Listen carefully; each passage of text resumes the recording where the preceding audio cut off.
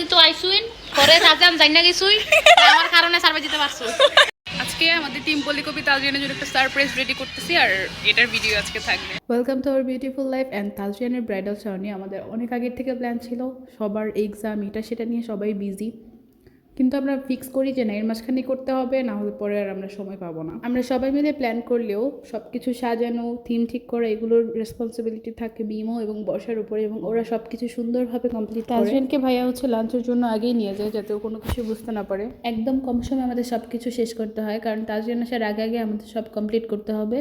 তাই ওইদিকে ওরা হচ্ছে সাজাচ্ছিল আর এদিকে আমরা খাবারগুলো বের করে রেডি করে ফেলছিলাম। তাজরিয়ান আমাদের গ্রুপের ফার্স্ট ব্রাইড, তাই ওর বিয়ে নিয়ে আমরা সবাই অনেক বেশি excited. And or main program নিয়ে আরও ব্লগ চাই কিনা তার জন্য অবশ্যই আপনারা কমেন্টে জানাবেন। অ্যান্ড অলসো সে মাশাল্লাহ ফর তাজরিয়ান।